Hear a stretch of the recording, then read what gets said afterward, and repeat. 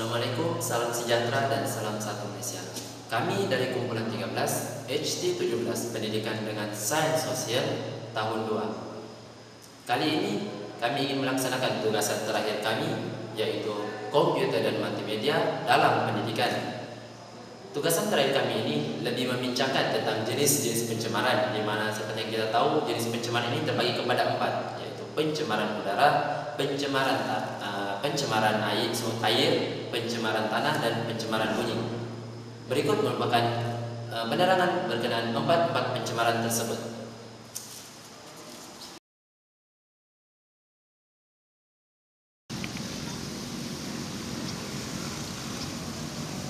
Pencemaran udara dikaitkan dengan bahan-bahan pencemar yang diserap dan dilepaskan ke udara.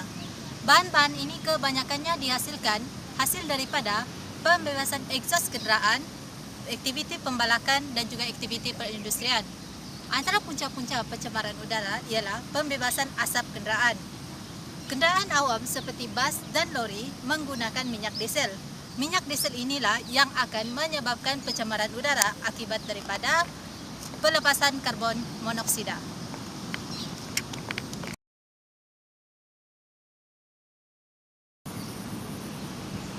Oke, pada hari ini saya akan bercerita tentang pencemaran air. Apakah yang dimaksudkan dengan pencemaran air? Pencemaran air maksud apabila berlakunya perubahan dari segi kandungan, keadaan dan warna sehingga menyebabkan air itu tidak sesuai digunakan dan akan memberikan kesan kepada kehidupan seperti manusia, tumbuh-tumbuhan dan haiwan.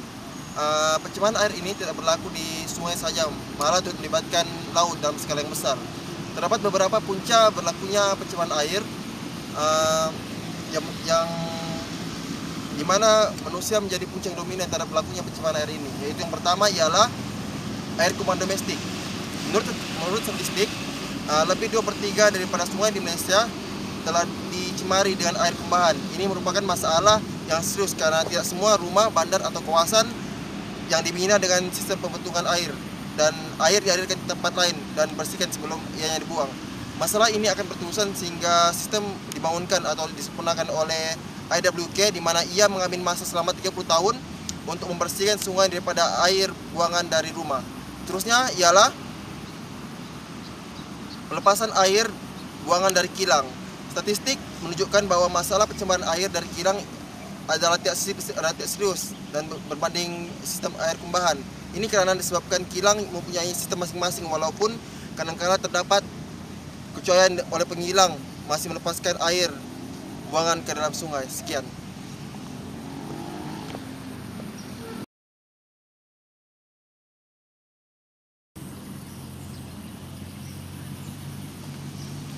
Oke, seterusnya saya ingin menceritakan tentang pencemaran tanah. Seperti yang kita tahu, pencemaran tanah ini memaksud kepada perbuatan terhadap sesuatu kawasan sehingga menyebabkan berlakunya perubahan warna, kesuburan dan hakisan.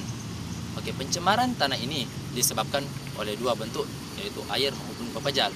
Oke, berikut merupakan punca-punca berlakunya pencemaran tanah. Terdapat 3 punca berlakunya pencemaran tanah. Yang pertama, pembuangan sampah sarap dan kumbahan yang tidak terkawal. Yang kedua, pembuangan sisa toksik dan nuklir yang akan menyebabkan pencemaran tanah berlaku. Dan yang terakhir ialah penebangan hutan, di mana penebangan hutan ini akan menyebabkan struktur tanah menjadi longgar. Berikut merupakan punca-punca berlakunya pencemaran tanah. Terima kasih. Sudah.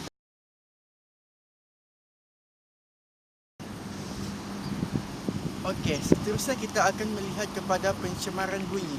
Pencemaran bunyi merujuk kepada tahap kebisingan yang melampau yang disebabkan oleh aktiviti manusia secara umumnya. Terdapat pelbagai punca yang disebabkan oleh pencemaran tersebut. Antaranya ialah disebabkan oleh aktiviti pengangkutan. Ini merujuk kepada aktiviti lalu lintas di jalan raya yang telah mengeluarkan bunyi yang tidak disenangi oleh manusia.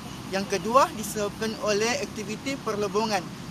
Merujuk kepada aktiviti proses pemecah batuan yang apabila mengeluarkan bunyi yang sangat mengganggu manusia.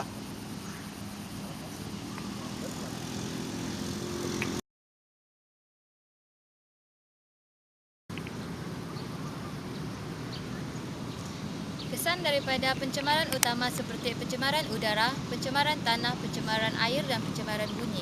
Yang pertama, pencemaran udara akan menjejaskan kesihatan manusia seperti batuk, selesma dan sebagainya. Pencemaran yang kedua iaitu pencemaran tanah. Tani akan kurang subur, tanaman juga kemungkinan akan beracun. Yang ketiga, pencemaran bunyi. Pencemaran bunyi ini boleh menyebabkan gangguan emosi manusia. Yang terakhir, pencemaran air. Pencemaran air ini akan menyebabkan habitat haiwan seperti akuatik akan pupus. Sekian, terima kasih.